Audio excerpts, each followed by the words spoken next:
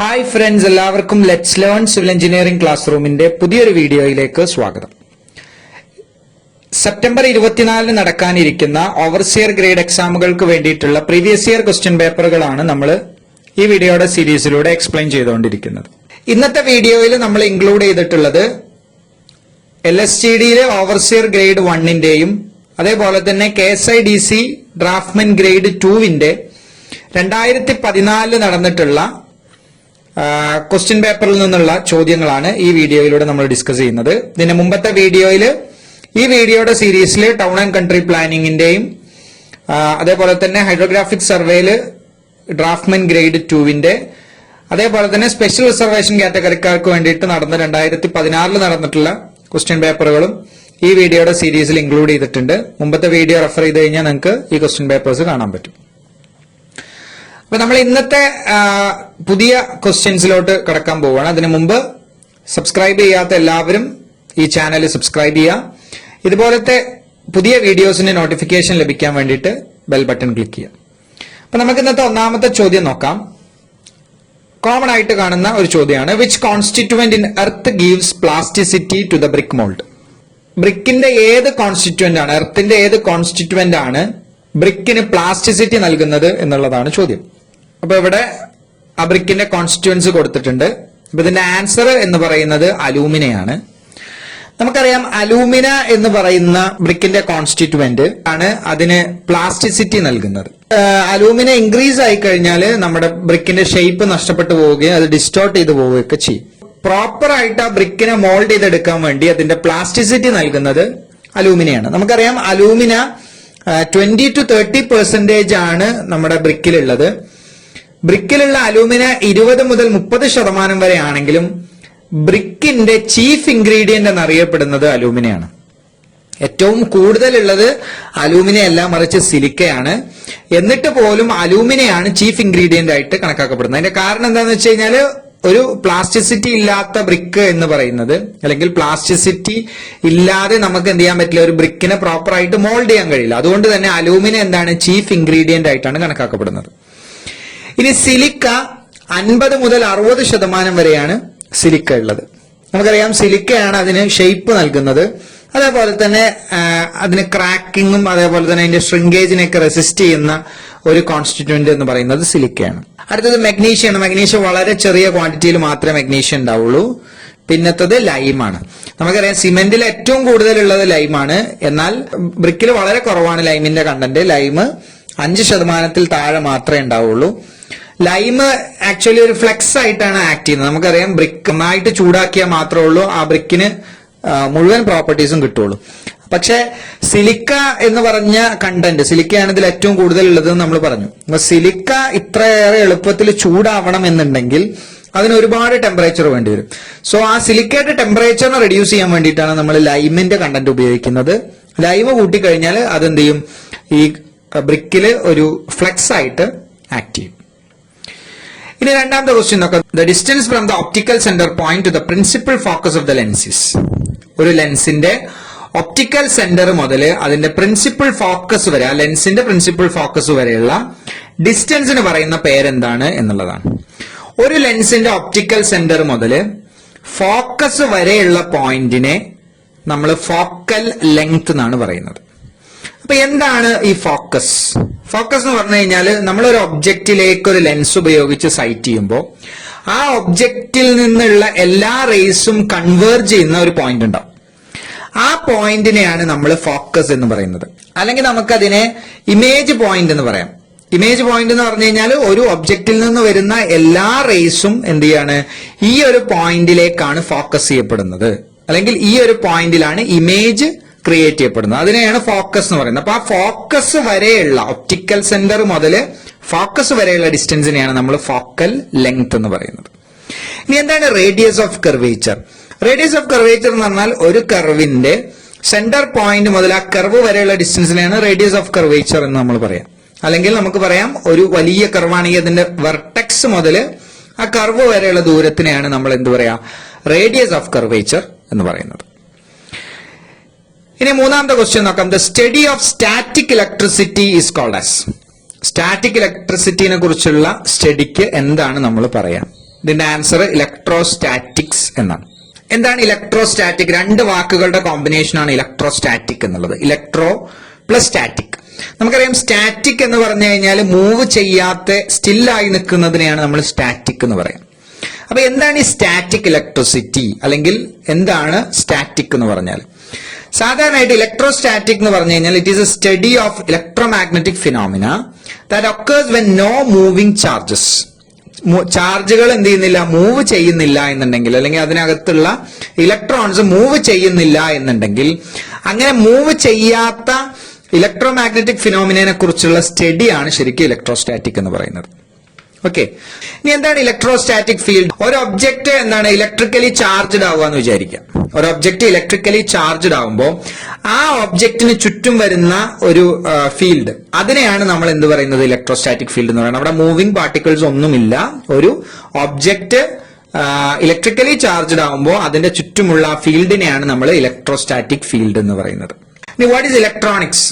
Electronics നമ്മൾ ഒരുപാട് കേട്ടിട്ടുള്ള ഒരു ടേം ആണ് ഇലക്ട്രോണിക്സ് എന്ന് പറഞ്ഞാൽ. അപ്പൊ ഇലക്ട്രോണിക്സ് എന്ന് പറഞ്ഞാൽ അതും എന്താണ്, ഒരു സ്റ്റഡിയാണ്, അതൊരു ടെക്നോളജിയാണ്, അതല്ലെങ്കിൽ ഒരു എഞ്ചിനീയറിംഗ് ഫീൽഡ് ആണ് ശരിക്കും ഇലക്ട്രോണിക്സ് എന്ന് പറഞ്ഞു കഴിഞ്ഞാൽ. ഇലക്ട്രോണുകളുടെ മൂവ്മെന്റിനെ കുറിച്ചുള്ള സ്റ്റഡീനെയാണ് ശരിക്കും ഇലക്ട്രോണിക്സ് എന്ന് പറയാം. അത് മേ ബി ഇൻ മാറ്റർ, ഒരു ഒബ്ജക്റ്റിലാവാം, അതല്ലെങ്കിൽ വാക്വത്തിലാവാം. എങ്ങനെയാണെന്നുണ്ടെങ്കിൽ ഇലക്ട്രോൺസിന്റെ മൂവ്, ആ ചാർജ്ഡ് പാർട്ടിക്കിൾസ് മൂവ് ചെയ്യുന്നതിനെ കുറിച്ചുള്ള ഒരു സ്റ്റഡി, അല്ലെങ്കിൽ അതിനെക്കുറിച്ചുള്ള ഒരു ടെക്നോളജി, അല്ലെങ്കിൽ അതിനെക്കുറിച്ചുള്ള ഒരു എഞ്ചിനീയറിംഗ് ആണ് ശരിക്കും ഇലക്ട്രോണിക്സ് എന്ന് പറഞ്ഞു കഴിഞ്ഞാൽ. നാലാമത്തെ ക്വസ്റ്റ്യൻ നോക്കാം. In optical system the lenses of system of lenses closest to the observer's eye. ഒരു ഒപ്റ്റിക്കൽ സിസ്റ്റത്തില് ഒബ്സർവറുടെ ഐയിനടുത്തായിട്ട് നിൽക്കുന്ന സിസ്റ്റം ഓഫ് ലെൻസസിനെ നമ്മൾ എന്താണ് പറയുക എന്നുള്ളതാണ് ചോദ്യം. എല്ലാവർക്കും അറിയാം, നിങ്ങൾ ഒരു ടെലിസ്കോപ്പ് അസ്യൂം ചെയ്യാം. ആ ടെലിസ്കോപ്പിൽ 2 ലെൻസുകൾ ഉണ്ട്, ചിലതിൽ 3 or 4 ലെൻസുകൾ ഉണ്ടാവും. അപ്പൊ ആ ടെലിസ്കോപ്പിൽ നമ്മൾ വളരെ ഇമ്പോർട്ടന്റ് ആയിട്ട് പറയുന്നത് 2 ലെൻസുകളാണ്. ഒന്ന് ഒബ്ജക്ട് വെയിനും രണ്ടാമത്തത് ഐ പീസും, അല്ലെങ്കിൽ ഒബ്ജക്ട് ഗ്ലാസും ഐ പീസും. എന്താണ് ഒബ്ജക്ട് ഗ്ലാസ്? ഒബ്ജക്ട് ഗ്ലാസ് എന്ന് പറഞ്ഞാൽ ഒബ്ജക്റ്റിനോട് അടുത്ത് നിൽക്കുന്ന ഗ്ലാസിനെ, ലെൻസിനെയാണ് നമ്മൾ ഒബ്ജക്ട് വെയിൻ അല്ലെങ്കിൽ ഒബ്ജക്ട് ഗ്ലാസ് എന്നൊക്കെ പറയുന്നത്, അല്ലെങ്കിൽ ഒബ്ജക്ട് ലെൻസ് എന്ന് പറയുന്നത്, അല്ലെങ്കിൽ ഒബ്ജക്റ്റീവ് എന്ന് പറയും. ഇനി what is eyepiece? Eyepiece എന്ന് പറഞ്ഞാൽ ഒബ്സർവർ നോക്കുന്ന ലെൻസ്, അല്ലെങ്കിൽ ഒബ്സർവറുടെ കണ്ണിന് തൊട്ടടുത്തായിട്ടിരിക്കുന്ന ലെൻസിനെയാണ് നമ്മൾ ഐ പീസ് എന്ന് പറയാം. അല്ലെങ്കിൽ ഐ പീസിലൂടെയാണ് ഒബ്സർവർ എന്ത് ചെയ്യുന്നത്, ഒബ്ജക്റ്റിനെ സൈറ്റ് ചെയ്യുന്നത്. ഓക്കെ, സോ ഒബ്സർവറുടെ അടുത്ത് നിൽക്കുന്ന ലെൻസിന്റെ സിസ്റ്റം ഏതാണെന്ന് ചോദിച്ചു കഴിഞ്ഞാൽ അത് ഐ പീസ് ആണ്. സോ ഇതിന്റെ ആൻസർ ഓപ്ഷൻ ബി ആണ്. ഇനി 5ാമത്തെ ക്വസ്റ്റ്യൻ നോക്കാം. In CGS system the unit of viscosity is. വിസ്കോസിറ്റിയുടെ യൂണിറ്റ് എന്താണ്? ഇന്നലത്തെ വീഡിയോയിൽ നമ്മൾ എക്സ്പ്ലെയിൻ ചെയ്തിട്ടുള്ളതാണ്. വിസ്കോസിറ്റി എന്ന് പറഞ്ഞാൽ റെസിസ്റ്റൻസ് ടു ഫ്ലോ ആണ്. ഒരു ഫ്ലൂയിഡ്, ആ ഫ്ലൂയിഡിന് അത് പതുക്കെ മാത്രമേ ഒഴുകി പോകുന്നുള്ളൂ എന്നുണ്ടെങ്കിൽ അതിന് മോർ വിസ്കസ് ഫ്ലൂയിഡ് നമ്മൾ പറയും.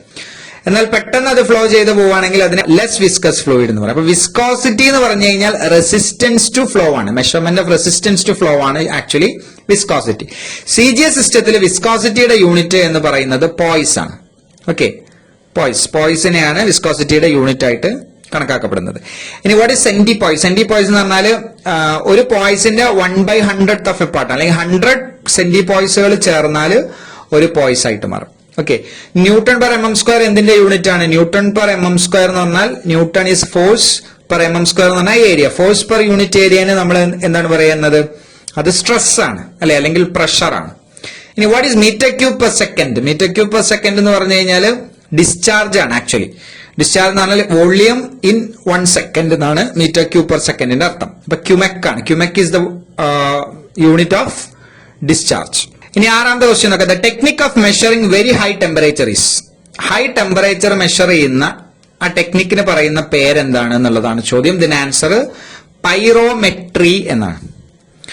പൈറോമെട്രി എന്നുള്ള വാക്ക് ഡിറൈവ് ചെയ്തിരിക്കുന്നത് 2 വാക്കുകളിൽ നിന്നാണ്. പയർ പ്ലസ് മെട്രി. നമുക്കറിയാം പയർ എന്ന് പറഞ്ഞാൽ ഇറ്റ് ഈസ് ഫയർ എന്നാണ് അതിന്റെ അർത്ഥം, ആൻഡ് മെട്രി മീൻസ് മെഷർമെന്റ്. അപ്പൊ എന്താണ്? മെഷർമെന്റ് ഓഫ് ഫയർ എന്നാണ് വരിക. അതായത് ഹൈ ടെമ്പറേച്ചർ ഉള്ള സർഫസുകളെ മെഷർ ചെയ്യുന്ന ആ പ്രോസസ്സിന് പറയുന്ന പേരാണ് പൈറോമെട്രി. ഓക്കെ, സോ പൈറോമെട്രിയിൽ നമ്മൾ ഉപയോഗിക്കുന്ന ഇൻസ്ട്രുമെന്റ് ആണ് ഇത്. പൈറോമീറ്റർ എന്ന് പറഞ്ഞ ഇൻസ്ട്രുമെന്റ് ആണ്. സോ പൈറോമീറ്റർ എന്താ ചെയ്യണമെന്ന് വെച്ചാൽ ഈ ഫിഗറിൽ നിങ്ങൾക്ക് കാണാം, ഇതാണ് പൈറോമീറ്റർ എന്ന് പറഞ്ഞ ഇൻസ്ട്രുമെന്റ്. അപ്പൊ വളരെ ഹൈ ആയിട്ട് ടെമ്പറേച്ചർ ഉള്ള സ്ഥലങ്ങൾ എത്ര ടെമ്പറേച്ചർ ഉണ്ട് എന്ന് കണ്ടുപിടിക്കാൻ വേണ്ടിയിട്ട് ഉപയോഗിക്കുന്ന ഇൻസ്ട്രുമെന്റ് ആണ് പൈറോമീറ്റർ. അപ്പൊ സർഫസ് ടെമ്പറേച്ചർ ആണ് ഇത് കണ്ടുപിടിക്കുന്നത്. നമുക്കറിയാം വളരെ ഹൈ ആയിട്ടുള്ള ടെമ്പറേച്ചർ ഉള്ള ഒരു പ്രതലാണെന്നുണ്ടെങ്കിൽ അവിടെ നിന്ന് നമ്മൾ ടെമ്പറേച്ചറിന്റെ ഇന്റൻസിറ്റി കണ്ടുപിടിക്കുക എന്ന് പറയുന്നത് ഡയറക്റ്റ് ആയിട്ട് എന്ത് ചെയ്യാൻ പറ്റില്ല, അതിൽ ടച്ച് ചെയ്തുകൊണ്ട് നമുക്ക് ചിലപ്പോൾ പറ്റൂല. സോ ഈ പൈറോമീറ്റർ എങ്ങനെ വർക്ക് ചെയ്യണമെന്ന് വെച്ച് കഴിഞ്ഞാല് ഓരോ ടെമ്പറേച്ചറിനനുസരിച്ചും ആ സർഫസ് എമിറ്റ് ചെയ്യുന്ന ചില റേഡിയേഷൻസ് ഉണ്ടാവും. സോ ആ റേഡിയേഷൻ എന്തുണ്ടാവും, ടെമ്പറേച്ചർ അനുസരിച്ച് റേഡിയേഷൻ ഉണ്ടാവും. സോ ആ റേഡിയേഷൻ ഏതാണ് എന്ന് തിരിച്ചറിഞ്ഞുകൊണ്ടാണ് പൈറോമീറ്റർ വർക്ക് ചെയ്യുന്നത്. സോ ഒരു പ്രതലത്തിന്റെ അല്ലെങ്കിൽ ഒരു സർഫസിന്റെ ആ സർഫസിൽ നിന്ന് എമിറ്റ് ചെയ്യുന്ന റേഡിയേഷന്റെ കളർ ഉപയോഗിച്ചിട്ടോ അല്ലെങ്കിൽ ആ റേഡിയേഷന്റെ ക്യാരക്ടറിസ്റ്റിക്സ് മനസ്സിലാക്കിയിട്ടോ ആണ് പൈറോമീറ്റർ വർക്ക് ചെയ്യുന്നത്. ഇപ്പൊ ഉദാഹരണത്തിന് സാധാരണ പൈറോമീറ്റർ ഹൈ ടെമ്പറേച്ചർ എന്ന് പറഞ്ഞാൽ ഫർണസുകളൊക്കെ വളരെ ചൂട് കൂടിയ ഭാഗമാണ് അതിന്റെ ഉൾഭാഗം എന്ന് പറയുന്നത്. അപ്പൊ ഈ ഫർണസിന്റെ ടെമ്പറേച്ചർ ഒക്കെ നമുക്ക് മെഷർ ചെയ്യണം. നമ്മൾ പറയും ചില മെറ്റൽസ് ഒക്കെ ഇത്രയും ഡിഗ്രി സെൽഷ്യസിൽ, ഇത്ര ഹൈ ഡിഗ്രി സെൽഷ്യസിൽ ചൂടാക്കിയാൽ മാത്രമേ എന്ത് ചെയ്യുള്ളൂ, അത് ഉരുകുള്ളൂ എന്നൊക്കെ പറയാം. അപ്പൊ അത് എത്രയാണ് ടെമ്പറേച്ചർ എന്ന് മനസ്സിലാക്കാൻ വേണ്ടിയിട്ടാണ് നമ്മൾ ഈ പൈറോമീറ്റർ ഉപയോഗിക്കുന്നത്. ഇനി എന്താണ് പൈറോ ഇലക്ട്രിസിറ്റി?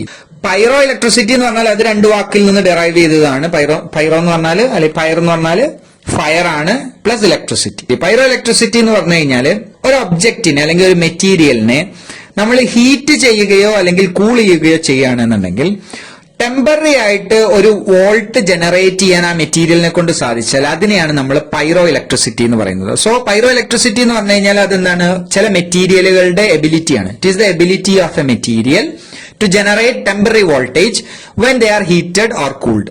ഒരു മെറ്റീരിയൽ ഹീറ്റ് ചെയ്യുകയോ കൂൾ ചെയ്യുകയോ ചെയ്യുമ്പോൾ ടെമ്പററി ആയിട്ട് ഒരു വോൾട്ടേജ് ക്രിയേറ്റ് ചെയ്യാൻ ഒരു മെറ്റീരിയലിന് കഴിവുണ്ടെങ്കിൽ അതിനെയാണ് നമ്മൾ പൈറോ ഇലക്ട്രിസിറ്റി എന്ന് പറയുന്നത്.